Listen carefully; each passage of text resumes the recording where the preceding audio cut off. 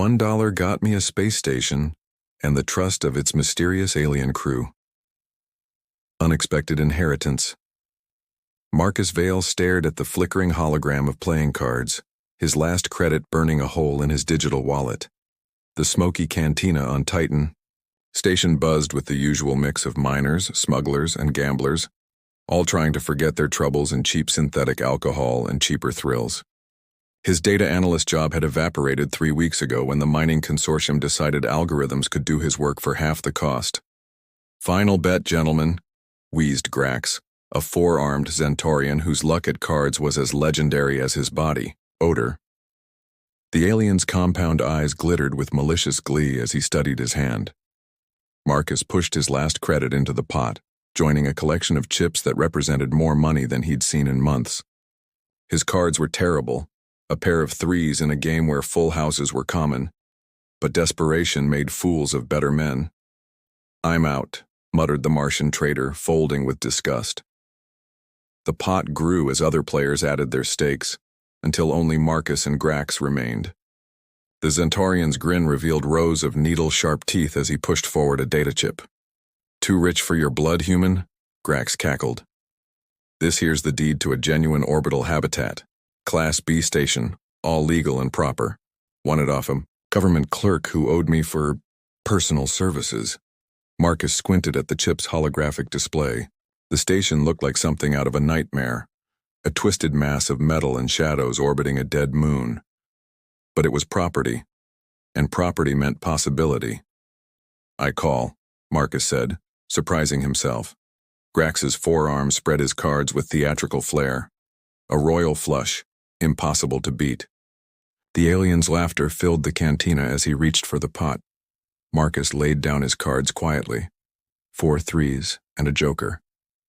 In the split second of stunned silence, he realized what had happened. The casino's rigged deck, designed to give Grax winning hands, had malfunctioned. The joker was supposed to be programmed out of the deck entirely. 4 of a kind beats a flush, Marcus said softly, hardly believing his own words. Grax's compound eyes bulged with rage, but the other players confirmed the win. In the criminal underworld of Titan Station, even rigged games had rules. The deed chip slid across the table to Marcus with a soft click. 2 days later, Marcus floated through space in a cramped transport pod, watching the derelict station grow larger through the viewport. The pilot, a grizzled spacer named Brick, shook his head as they approached the docking port. "You sure about this, kid? That thing's been dark for over a decade. Could be full of space madness, toxic atmosphere, or worse." "Worse than being broke and homeless," Marcus replied, though his stomach churned as they drew closer. The station was massive, easily twice the size it had appeared in the hologram. Its hull bore scars from meteorite impacts and solar radiation, but the basic structure looked sound. Most importantly, the docking lights were green. "Well, I'll be damned," Brick muttered. "She's got power." The docking clamps engaged with a satisfying thunk, and Marcus felt artificial gravity take hold.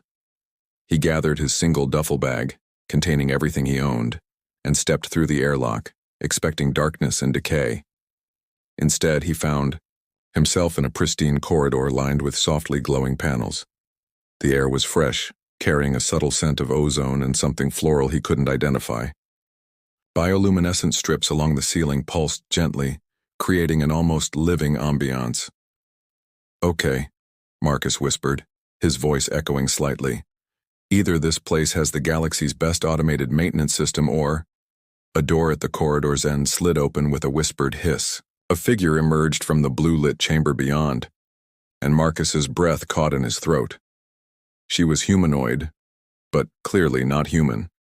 Tall and graceful, with skin that seemed to contain its own constellation of tiny lights, she moved with fluid precision. Her hair cascaded in silver waves that seemed to flow like liquid mercury, and her eyes were the deep blue of nebular gas clouds.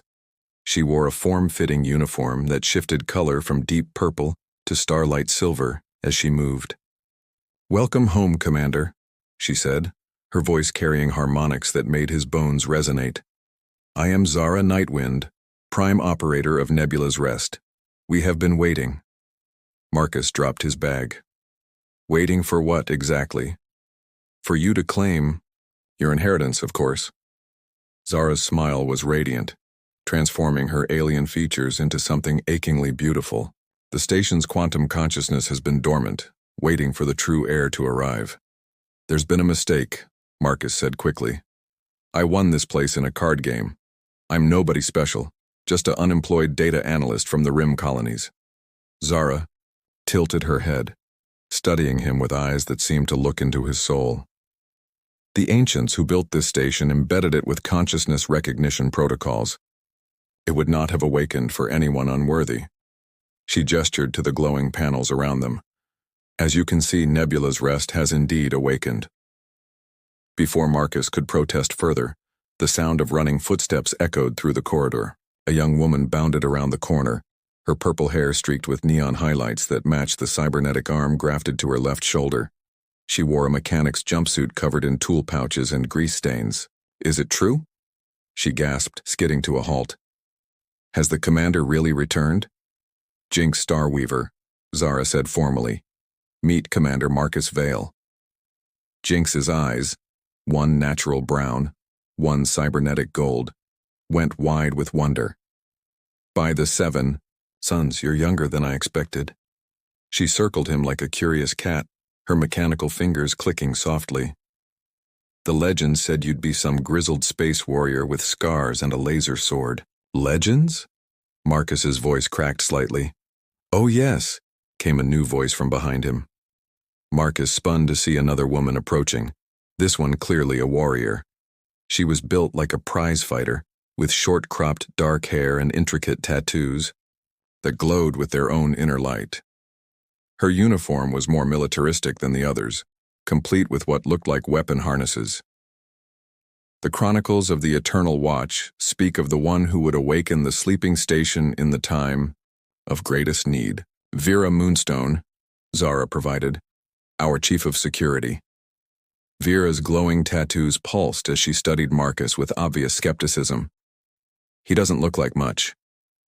The greatest leaders rarely do at first glance, said yet another voice. This woman materialized from what Marcus had thought was empty air, her form solidifying like morning mist. She was pale as starlight, with white hair that seemed to move in an unfelt breeze and eyes like chips of void. I am Nyx Void Whisper, communications specialist. The quantum echoes have been quite active since your arrival, Commander. Marcus looked around at the 4 women, feeling increasingly surreal. How many of you are there? The primary crew number's 47, Zara replied, though others remain in deep sleep until needed. 47? Marcus's voice rose an octave. All women? The ancients designed us for optimal crew harmony, Jinx chirped. Though the records are unclear about why they chose this particular configuration, Vera snorted. Because they were lonely old men with too much money and too little sense. Vera, Zara said sharply, though her eyes held amusement. What? You've seen the recreation protocols in the database. Hot tubs shaped like flowers, massage chambers with mood lighting, a whole deck dedicated to romantic stargazing. Our creators weren't exactly subtle. Marcus felt heat rise in his cheeks. This is insane. I can't be your commander. I don't know anything about running a space station. Knowledge can be acquired, Zara said gently. Leadership is what matters, and leadership cannot be taught, only recognized. But I literally won this place by accident, Marcus protested. The deck was rigged, but it malfunctioned. It was pure chance. Nyx's ethereal voice carried a note of ancient wisdom. The quantum foam recognizes no accidents, Commander. Every probability cascade leads to its intended destination. Jinx bounced on her toes, her cybernetic arm whirring softly. Oh, this is so exciting. We haven't had a proper commander in decades. The last one just gave standing orders and went into stasis. What happened to him? Marcus asked, though he wasn't sure he wanted to know. Natural death, Zara replied. He was quite old when he arrived, but his final command was clear. The station would sleep until the true heir claimed it. Marcus sank against the corridor wall, overwhelmed. This is crazy. You're all crazy. I'm crazy for being here. Sanity is overrated, Vera said with surprising gentleness. Besides, you won't be alone. We've been training for this moment our entire lives. Training for what, exactly? The four women exchanged glances that seemed to carry entire conversations. Finally, Zara spoke. To serve the galaxy's greatest protector, of course. This station isn't just a habitat, Commander. It's a fortress, a sanctuary, and when needed, a weapon. The ancients built it to guard against threats that ordinary militaries couldn't handle. What kind of threats?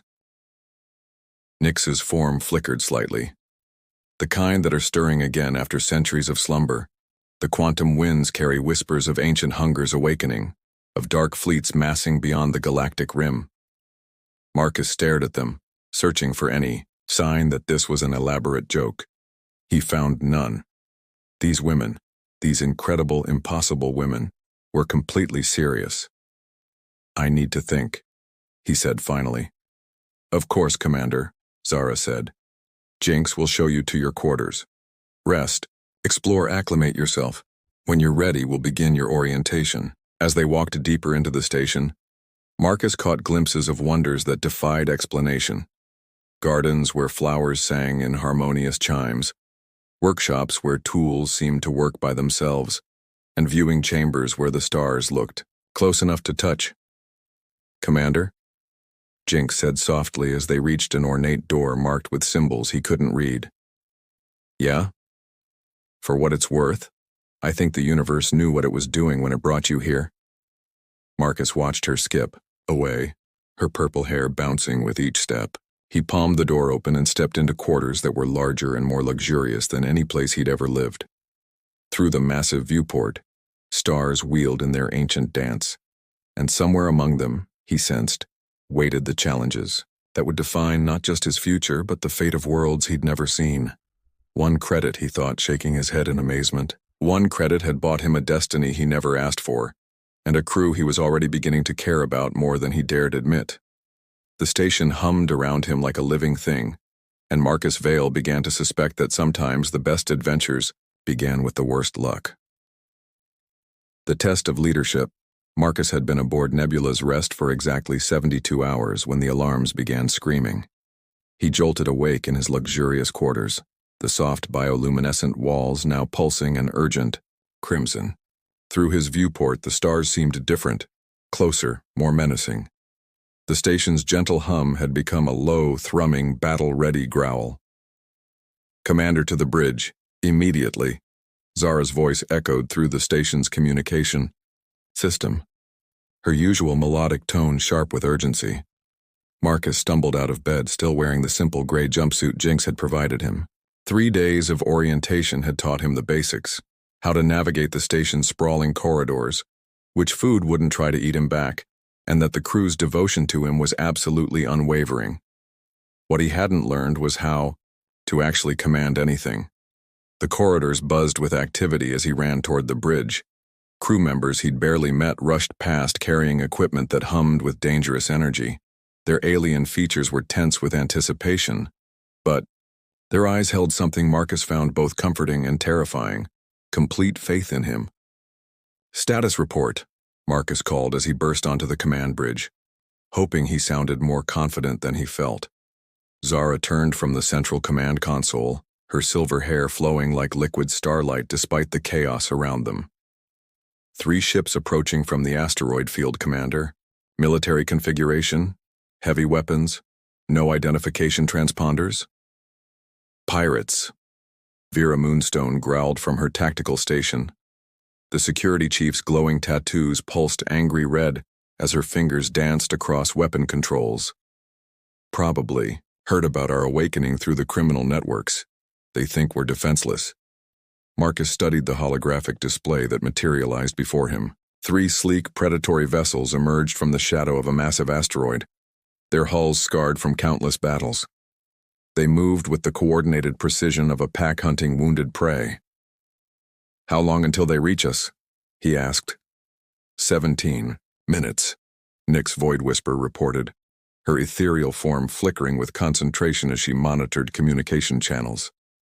They're jamming our long-range transmitters, but I'm detecting chatter on their tactical frequencies. What are they saying? Nix's pale features darkened. They're discussing which sections to strip first after they eliminate the crew. A cold fury settled in Marcus's stomach. These weren't just thieves. They were murderers planning to destroy everything beautiful about this impossible place he'd stumbled into. "Commander," Jinx Starweaver called from her engineering console, cybernetic arm whirring as she worked. "I've got the defensive grid online, but our main weapons haven't been tested in decades. I can't guarantee they'll function at full capacity." "What about our fighters?" Marcus asked, remembering seeing small craft in the station's hangar bays. Vera's laugh was sharp as broken glass. "We have 6 operational Starfish interceptors, but the enemy ships are heavy cruisers. It would be suicide." "Then what do you recommend?" The bridge fell silent except for the urgent beeping of sensor arrays and the distant thrum of charging weapons. Marcus realized that 47 pairs of eyes were looking at him. Not just the bridge crew, but through security monitors. The entire station population watched their untested commander face his first real crisis. "Commander," a new voice spoke from near the back of the bridge. Marcus turned to see a young woman he hadn't met before, barely more than a teenager with short-cropped azure hair and eyes that held ancient wisdom despite her apparent youth. "I am Lyra Stardust, navigator and student of the old ways. Perhaps I may suggest an alternative." "I'm listening." Lyra stepped forward, her movements precise and economical. The station's original builders included more than weapons in their design. There are older technologies, systems that have slept since the ancients departed. Zara's eyes widened. "Lyra, you don't mean the quantum maze?" Lyra said simply. "The station can fold local space-time, creating navigational impossibilities. Our enemies would find themselves flying in circles while we remain untouchable." "That's incredibly dangerous," Vera protested. "One miscalculation and we could tear a hole in reality itself." 15 minutes to contact, Nix announced. Marcus felt the weight of decision pressing down on him like a collapsing star. Conventional weapons might not be enough. Fighters would mean casualties among his crew. But this quantum maze sounded like something that could backfire catastrophically. "Show me," he said to Lyra. The young navigator moved to a console Marcus hadn't noticed before, one covered in symbols that seemed to shift when he wasn't looking directly at them. As Lyra's fingers touched the ancient controls, new displays materialized, showing mathematical equations that hurt his head to contemplate. "The theory is simple," Lyra explained, her voice taking on a lecturer's cadence. "We create overlapping gravity wells that confuse spatial positioning. Ships think they're flying straight but actually travel in loops. Meanwhile, we remain anchored in normal space-time. What's the risk? If the calculations are wrong, we could accidentally create a micro-black hole," Jinx said cheerfully, apparently finding this prospect more exciting than terrifying. "Or fold ourselves into a pocket dimension where time runs backward, or—" "Jinx," Zara said sharply. "Right. Sorry, Commander. The point is, it's very dangerous, but also very cool." Marcus studied the approaching ships on the tactical display. They were spreading into attack formation, clearly confident in their superior firepower. In 10 minutes, they would open fire on his station, his home, his crew, his impossible new family. 10 minutes to weapon range, Vera reported. "Commander, we need a decision." Marcus closed his eyes, trying to channel the confidence everyone seemed to think he possessed. When he opened them, his voice was steady. "Lyra, prepare the quantum. Maze. Vera, charge all defensive systems but hold fire. Jinx, be ready to boost power to navigation controls.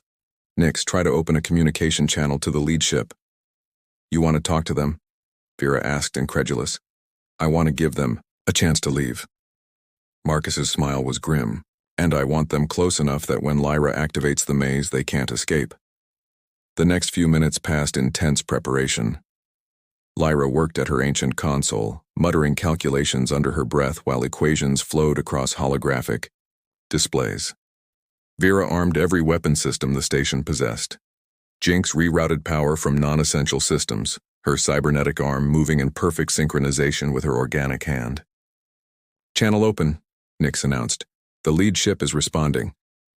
A hologram flickered to life above the command console, revealing a scarred man with predatory eyes and chrome teeth. Captain Razor Blackthorn, Marcus recognized him from wanted posters throughout the sector. The pirate's reputation was built on never leaving survivors. Well, well. Blackthorn's voice was gravelly with synthetic vocal cords. The dead station has new owners. I'm almost sorry I'll have to kill you all. That's some impressive alien eye candy you've got there. Marcus felt Vera tense beside him, her hand moving instinctively toward her sidearm. He placed a steadying hand on her shoulder before responding. Captain Blackthorn, you're in violation of Galactic maritime law. Withdraw immediately, or face the consequences. Blackthorn's laughter was like grinding metal. Maritime law? Boy, you're in the deep black now, where the only law is what you can defend. And I don't see much defending going on from that old rust bucket. You'd be surprised, Marcus replied calmly. Last chance, Captain. Leave now, or I'll show you why this rust bucket has survived 1,000 years. 2 minutes to weapon range, Vera whispered. Blackthorn's grin widened, revealing more chrome than flesh. I think I'll take my chances, pretty boy. Hope your alien girlfriends are as entertaining as they look, for the few minutes they have left. The transmission cut off. Quantum maze ready, Lyra announced, her young face pale with concentration. But Commander, once I activate it, we won't be able to move either. We'll be anchored until the effect dissipates. How long? 6 hours. Minimum. Marcus nodded. Do it. Activating quantum maze in 3, 2, 1. Now. Reality hiccuped. The stars outside the viewports twisted into impossible spirals. Space itself seemed to fold like origami, creating corridors and tunnels where none should exist. The pirate ships, caught in the maze's effect, suddenly found themselves flying toward targets that weren't there, their sensors showing readings that defied physics. What the hell? Blackthorn's voice crackled over the still open comm channel before descending into creative profanity. Marcus watched the tactical display as the 3 pirate vessels flew in perfect loops, their pilots growing increasingly frantic as they realized they couldn't break free from the station's impossible trap. Impressive, a new voice said from behind him. Marcus spun to see a figure materializing near the rear of the bridge. Tall, angular, composed entirely of shifting crystalline facets that reflected the bridge lights in hypnotic patterns. I am Orion Crystalline, the figure announced in a voice like wind chimes. Artificial intelligence original construction. I have been sleeping. Your arrival has awakened more than just the crew, Commander Vale. The station AI, Zara breathed. We thought you were lost. Not lost, Orion replied, merely waiting for one worthy of my attention. The AI's faceted form turned toward Marcus. Your tactical decision shows promise. However, we now face a new problem. What problem? Marcus asked, though he suspected he didn't want to know. The quantum maze has attracted attention from elsewhere. I am detecting massive energy signatures approaching from the galactic rim. Ships that should not exist, using propulsion systems that predate known civilization. The blood drained from Marcus's face. More pirates? No, Commander, something far worse. The maze's activation has sent quantum ripples across the galaxy, a signal to things that have been sleeping in the dark between stars. And they are coming to investigate. As if summoned by Orion's words, new contacts appeared on the edge of the sensor grid. Vast shapes that seemed to absorb light itself, moving with purpose toward their position. Marcus sank into the command chair, feeling its alien consciousness adapt to support him. Around him, his crew worked with desperate efficiency, preparing for a threat none of them truly understood. How long do we have? He asked. 17 hours, Orion replied. Long enough to deal with our current prisoners and prepare for a battle that will determine the fate of this entire star system. Marcus looked around at the faces surrounding him. Zara's ethereal beauty, Jinx's cybernetic enthusiasm, Vera's warrior's determination, Lyra's ancient wisdom in a young face. Nyx's mysterious grace, and now Orion's crystalline intelligence. Each of them looked at him with absolute trust, despite the magnitude of what approached. "Then we'd better get started," Marcus said, surprised by the steadiness in his own voice. "Vera, prepare all weapon systems for unknown hostiles.